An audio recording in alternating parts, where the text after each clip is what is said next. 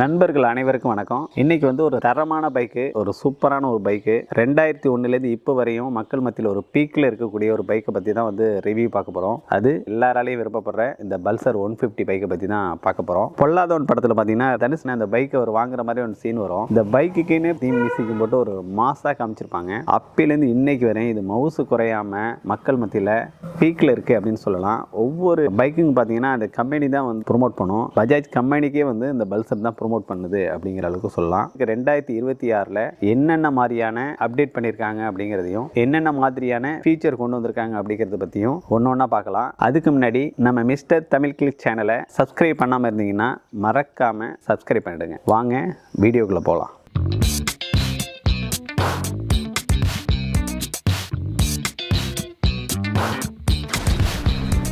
அப்போதுலேருந்து இப்போ வரைக்குமே இதோட மவுஸு குறையாமல் இருக்குது. அது காரணம் என்னென்னா இதோட அவுட்லுக்கு.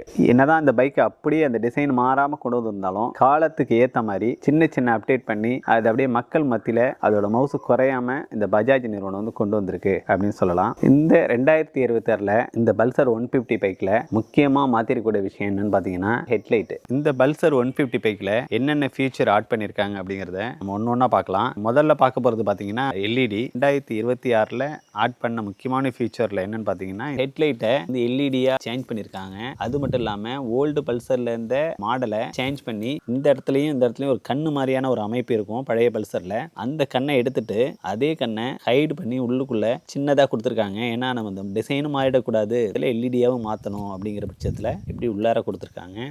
இந்த இடத்துல பார்த்தீங்கன்னா பல்சருக்கான லோகோவை உள்ளார கொடுத்துருக்காங்க.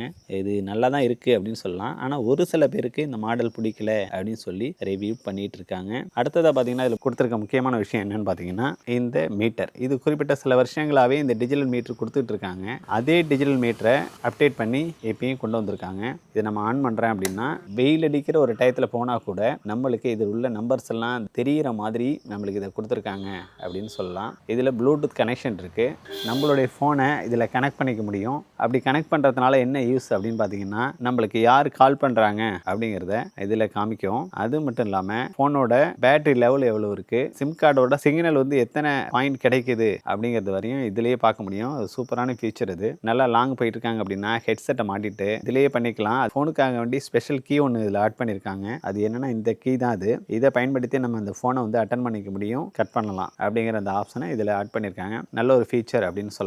இது பார்த்தீங்கன்னா பெட்ரோல் லெவல் கொடுத்துருக்காங்க. இந்த இன்ஜினோட பவர் நம்ம எவ்வளோ ஆக்சிலேட்டர் கொடுக்குறோம் அப்படிங்கிறதுக்கு அந்த பவர் வந்து இந்த இடத்துல ஏறி இறங்கும். அது கொடுத்துருக்காங்க. டைம் கொடுத்துருக்காங்க, எத்தனை கிலோமீட்டர் இதை யூஸ் பண்ணியிருக்கோம் அந்த வண்டி அப்படிங்கிறது, ட்ரிப்பு ஏபி அந்த மாதிரியான ஆப்ஷன் கொடுத்துருக்காங்க. இதை ஆப்ரேட் பண்ணுறதுக்கு உள்ள ஸ்பெஷல் கீயும் அதே கீ தான். இந்த ஒரு கீயை வச்சு தான் இந்த மொத்த டிஜிட்டல் மீட்டரையும் ஆப்ரேட் பண்ணணும். அது எப்படிங்கிறத தனி வீடியோவாக நம்ம போடுவோம், அதில் பார்த்து தெரிஞ்சுக்கோங்க. இன்ஜினில் எந்த மாற்றமும் கிடையாது. ஓல்டு பல்சரில் என்ன யூஸ் பண்ணாங்களோ அதே இன்ஜின் தான் இதுலேயும் யூஸ் பண்ணியிருக்காங்க. இந்த வண்டியை ஸ்டார்ட் பண்ணி இதோட சவுண்டு வந்து எப்படி இருக்குது அப்படின்னு காமிக்கிறேன் பாருங்கள்.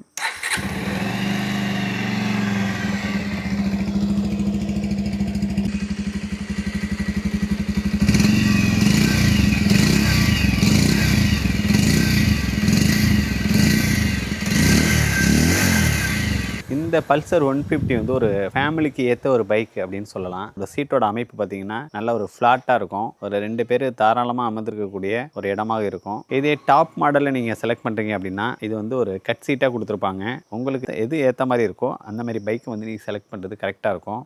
அந்த மாதிரி சேரீ கார்டு கொடுத்துருப்பாங்க, ஜெயின் கார்டு கொடுத்துருப்பாங்க. இதெல்லாம் வந்து இந்த மிடில் மாடலில் இருக்கும். டாப் மாடல் எடுத்துக்கிட்டிங்கன்னா இந்த சாரி கார்டு இருக்காது. அதை வேணால் எக்ஸ்ட்ரா நீங்கள் பிட் பண்ணிக்கணும். செயின் கார்டும் இருக்காது. ஸ்போர்ட்ஸ் பைக் மாடலில் இருக்கிறதுனால தர்றாங்க. அதில் டாப் வேரியண்ட்டில் பார்த்தீங்கன்னா இந்த மேனுவலாக ஸ்டார்ட் பண்ணுற இந்த லிவர் வந்து அதில் இருக்காது. இந்த மிடில் மாடல் அப்புறம் பேசிக் மாடலில் இது வந்து கொடுத்துருக்காங்க. டாப் மாடலில் நீங்கள் செலக்ட் பண்ணுறீங்க அப்படின்னா பேக் வீல்லையும் டிஸ்க் பிரேக் கொடுத்துருப்பாங்க. இந்த மிடில் பேசிக் மாடலில் பேக் பிரேக் வந்து இந்த ட்ரம் பிரேக் தான் கொடுத்துருப்பாங்க. டிஸ்க் பிரேக் இருக்காது. இல்லை எல்லா வேரியண்ட்லையுமே ஃப்ரண்ட் வீலில் பார்த்தீங்கன்னா ஒரு தரமான ஒரு டிஸ்க் பிரேக் கொடுத்துருப்பாங்க. அப்புறம் ஏபிஎஸ் சிஸ்டமும் இருக்குது. ஏபிஎஸ் சிஸ்டம் எதுக்குன்னு அப்படின்னு உங்களுக்கு எல்லாருக்கும் தெரியும்னு நினைக்கிறேன். பிரேக்குனால நம்மளுக்கு வர ஆபத்து தடுக்கிறதுக்கு வேண்டி தான் அதை கொடுத்துருக்காங்க. சடன்லி பிரேக் அடிக்கிறப்ப நம்மளுக்கு ஆபத்து வராமல் அது வந்து ஓரளவு கொஞ்சம் விட்டு கொடுக்குற மாதிரியான ஒரு அமைப்பு தான் அது இந்த ஏபிஎஸ் அப்படிங்கிறது. இந்த அமைப்பையும் இதில் கொடுத்துருக்காங்க. ஃப்ரண்டில் மட்டும் கொடுத்துருக்காங்க.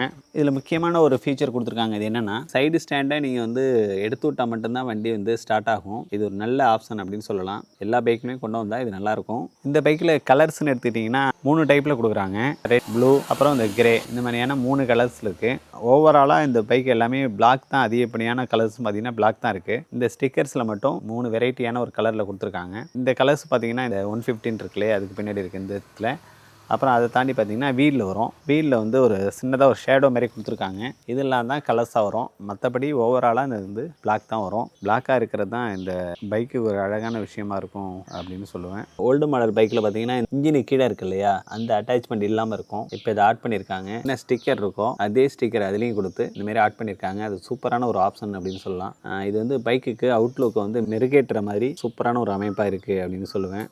இது வந்து PS6 அப்படிங்கிறதுனால இது வந்து கார்பரேட்டர் அமைப்பு கிடையாது. பெட்ரோலை ஆஃப் பண்ணுறது ஆன் பண்ணுறது அந்த சிஸ்டமே இதில் இருக்காது. இது எல்லாமே வந்து சென்சார் கண்ட்ரோலில் வந்துடுது. கீயை வச்சு வண்டியை ஆன் பண்ணதுக்கு பிறகு தான் இன்ஜினுக்கு பெட்ரோல் சப்ளை ஆகிறதுக்காண்டி ஒரு மோட்டர் ஒன்று இதில் வச்சுருக்காங்க. ஆனால் பழைய வண்டியிலலாம் நீங்கள் மேனுவலாக பெட்ரோல் ஆன் பண்ணி ஆஃப் பண்ணுறதுக்கு ஒரு சுவிட்ச் ஒன்று கொடுத்துருப்பாங்க. அது இதில் கிடையாது. இந்த இடத்துல ஒரு லைனாக உங்களுக்கு தெரியுதா, இது வந்து ஃபினிஷிங் கொடுத்துருக்காங்க. ஏற்கனவே உள்ள வண்டியிலலாம் இது ஃபுல்லாக பிளாக்காக தான் இருக்கும். இந்த இடத்துல ஒரு சின்னதாக ஒரு கலர் டிசைனிங் கொடுத்துருக்காங்க. அது வந்து சூப்பரான ஒரு ஃபீலை கொடுக்குது வண்டியை பார்க்குறதுக்கு. அது எங்கே எனக்கு கொடுத்துருக்காங்க, இந்த இடம் இங்கே கொடுத்துருக்காங்க. அப்புறம் பார்த்தீங்கன்னா ஃப்ரண்டில் இந்த இடத்துல கொடுத்துருக்காங்க. இந்த மாதிரிலாம் கொடுத்துருக்கிறது இன்னும் ஒரு வண்டிக்கு வந்து மெருகேற்றுற ஒரு அழகு கொடுக்குது அப்படின்னு சொல்லலாம். 2012லேருந்தே நான் பல்சரை யூஸ் பண்ணுறேன். 2012 வாங்கினேன் அந்த பல்சரில் கொடுத்த ஒரு ஃபீச்சர் பார்த்தீங்கன்னா இப்போ இல்லை. அது என்னென்னு பார்த்தீங்கன்னா சைடு இண்டிகேட்டரை யூஸ் பண்ணுறோம் அப்படின்னு வச்சுங்களேன். நம்ம வந்து ஒரு ரோட்டில் வளைஞ்சி மறுபடியும் நேராக திரும்பினதுக்கு அப்புறம் மறுபடியும் மேனுவலாக தான் இதை நம்ம வந்து கட் பண்ண வேண்டியிருக்கு. இதே 2012 வாங்கின என்னோடய பல்சரில் பார்த்தீங்கன்னா நம்ம சைடு இண்டிகேட்டரை தட்டிட்டு வளைஞ்சிட்டு நேராக வண்டியை மாற்றினதுக்கு பிறகு ஆட்டோமேட்டிக்காக ஆஃப் ஆகிற மாதிரி அந்த சிஸ்டம் கொடுத்துருந்தாங்க. அது என்னன்னு தெரியல, இப்போ எடுத்துட்டாங்க. இந்த பைக்கில் ஃப்ரண்ட் வீல் வந்து ஏபிஎஸ் சிஸ்டம் வச்சுருக்காங்க. அது எதுன்னு கேட்டிங்கன்னா இதுதான். அது ஏபிஎஸ் அப்படிங்கிறது ஆன்டி லாக் பிரேக்கிங் சிஸ்டம். வண்டியில் ஃபாஸ்ட்டாக போயிட்டுருக்கோம் அப்படின்னு வச்சுங்களேன், சடன்லி ஒரு நாயோ ஒரு மாடோ வந்து குறுக்க வருது, நம்ம வந்து திடீர்னு பிரேக் பிடிக்கிறோம்னு வச்சுங்களேன். ஃப்ரண்ட் வீல் வந்து சடன்லி நம்ம பிரேக்கை பிடிக்கிறப்ப அந்த வீல் ஃபுல்லாக லாக் ஆகிடும்.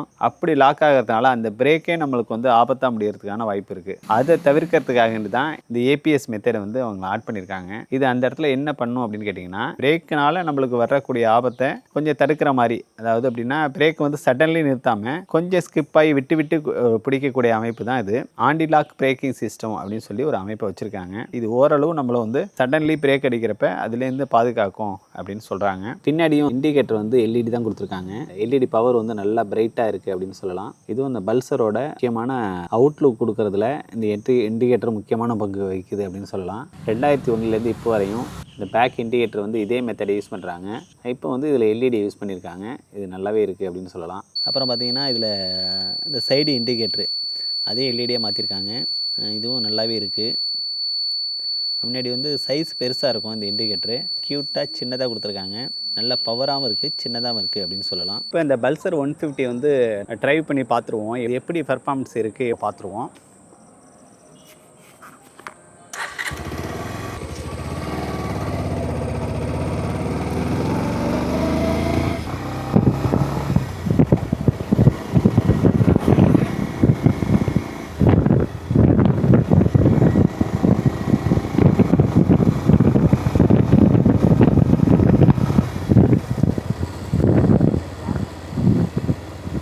வண்டி ஓட்டுறதுக்கு நல்லா இருக்குங்க. வண்டி ஓட்டிகிட்டு போகும்போது நம்மளுக்கு வந்து ஸ்டேபிளாக ரோட்டில் உள்ள இந்த பள்ளம் மேடுகள்லாம் உடம்பை வந்து பாதிக்காத வண்ணம் நல்லா ஸ்டேபிளாக போயிட்டுருக்கு. நம்ம இந்த வண்டியில் லாங் ட்ராவலில் பண்ணுறோம் அப்படின்னா ட்ராவலை நல்லா என்ஜாய் பண்ணி பண்ணலாம். இந்த வண்டியோட வெயிட் பார்த்திங்கன்னா கிட்டத்தட்ட ஒரு 145 கிலோவிலேருந்து 150 கிலோ அப்படிங்கிறதுனால வைப்ரேஷன் இல்லாமல் ரோட்டோட நல்லா அட்டாச்மெண்ட் ஆகி நல்லா ஸ்டேபிளாக போகுது அப்படின்னு சொல்லலாம். ஏன்னா வண்டியோட வெயிட்டுங்கிறது ஒரு முக்கியமான விஷயம். ரொம்ப வெயிட்டாக இருந்தாலும் நம்மளால் அதை மெயின்டைன் பண்ணுறது கஷ்டம். என்ன கேட்டால் வந்து பல்சரில் 125 எடுக்கிறத விட 150 எடுக்கிறது கரெக்டான ஒரு சாய்ஸாக இருக்கும். என்ஜின் பவரு, ஸ்மூத்னஸ்ஸு அதெல்லாம் வந்து 150ல் பர்ஃபெக்டாக இருக்கும். அதில் வந்து 3 மாடல் இருக்குது. பேசிக் வேரியண்ட் இருக்குது, மிடில் வேரியண்ட் இருக்குது, அதாவது டாப் வேரியண்ட் இருக்குது. உங்களுக்கு அதில் வந்து எது கரெக்டாக இருக்குமோ அதை செலக்ட் பண்ணி வாங்குறது கரெக்டான ஒரு தேர்வாக இருக்கும். நீங்கள் ஒரு ஃபேமிலி மேனாக இருக்கீங்க அப்படிங்கிற பட்சத்தில் அந்த மிடில் வேரியண்ட் வந்து ஒரு சரியான சாய்ஸாக இருக்கும். ஏன்னா அந்த சீட்டெல்லாம் பார்த்தீங்கன்னா ஃப்ளாட்டாக இருக்கும். இதே வந்து டாப் வேரியண்ட்டில் எடுத்திங்கன்னா கட் சீட்டாக இருக்கும். அந்த பின்பக்கம் கொஞ்சம் ஹைட் ஏறி இருக்கும். அதனால் உங்களுக்கு சில சிரமங்கள் ஏற்படலாம். இந்த 2026ல் இந்த பல்சர் 155க்கு என்னென்ன ஃபீச்சரோட வந்திருக்கு, என்னென்ன அப்டேட் பண்ணியிருக்காங்க அப்படிங்கிறதையெல்லாம் பயனுள்ள வகையில் சொல்லியிருப்பேன் அப்படின்னு நம்புகிறேன். இந்த வீடியோ பார்த்துட்டு இருக்க நீங்கள் இன்னும் நம்ம சேனலை சப்ஸ்கிரைப் பண்ணலன்னா மறக்காமல் சப்ஸ்கிரைப் பண்ணுங்க. அப்போ தான் நம்ம போடுற ஒவ்வொரு வீடியோவும் உங்களோட மொபைலுக்கு நோட்டிஃபிகேஷனாக வந்து சேரும். இது மிஸ்டர் தமிழ் கிளிக் சேனல். நான் செந்தில்.